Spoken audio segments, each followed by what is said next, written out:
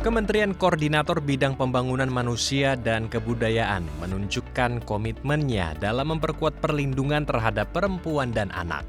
Komitmen tersebut diwujudkan melalui keterlibatan aktif dalam rapat tingkat menteri dalam penyusunan rancangan instruksi presiden atau Inpres tentang Gerakan Nasional Anti Kekerasan Terhadap Perempuan dan Anak atau GNAKPA pada 10 Juli 2025 di Gedung Kemenko PMK Jakarta.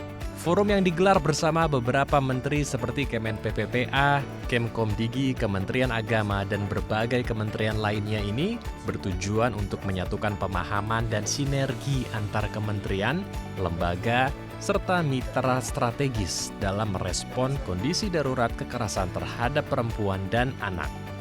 Pasalnya menurut data sistem informasi Simfoni per 3 Juli 2025, tercatat 14.039 laporan kasus kekerasan terhadap perempuan dan anak dalam 17 hari terakhir. Jadi di dalam rapat tingkat menteri ini tadi, kita menginisiasi untuk melakukan perluasan Inpres nomor 5 tahun 2014 tentang Gerakan Nasional Anti Kejahatan Seksual Terhadap Anak untuk diperluas menjadi Inpres, kira-kira begitu, Gerakan Nasional Anti Kekerasan Terhadap Anak dan Perempuan. Jadi kekerasan dalam artian yang umum, bukan hanya kekerasan seksual, tetapi bentuk kekerasan-kekerasan yang lain, termasuk kekerasan verbal dan lain-lain. Jadi pun bukan hanya terhadap anak, juga terhadap perempuan. Deputi Bidang Koordinasi Peningkatan Kualitas Keluarga dan Kependudukan Kemenko PMK, Woro Sri Hastuti, menyampaikan bahwa penyusunan Inpres ini bukan hanya menyalin atau mengkompilasi regulasi yang sudah ada, namun Inpres ini dapat mengisi celah kebijakan dan mengatasi hambatan implementasi di lapangan. Rancangan Inpres ini akan dibagi menjadi 2 bagian utama. Pertama, instruksi umum kepada seluruh kementerian dan lembaga meliputi penguatan sinergi data, layanan terpadu, penguatan kelembagaan dan sumber daya manusia, serta sistem pelaporan dan rehabilitasi. Kedua, instruksi khusus sesuai tugas dan fungsi masing-masing kementerian atau lembaga untuk memastikan implementasi tepat sasaran.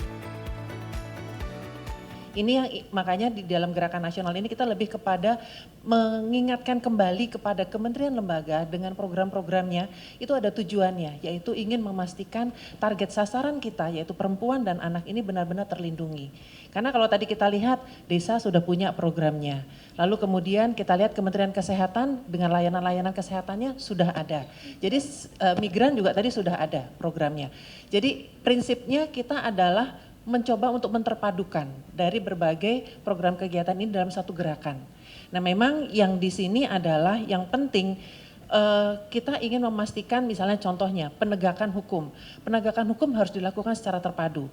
Maka di dalam Inpres salah satu arahannya adalah penegakan hukum secara terpadu.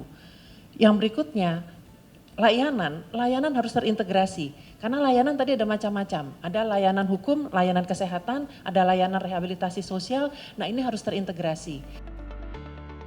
Pemerintah terus mengembangkan ekosistem pencegahan anti kekerasan terhadap perempuan dan anak, seperti pelaporan secara online melalui situs Simfoni PPA atau telepon pada layanan Sapa 129.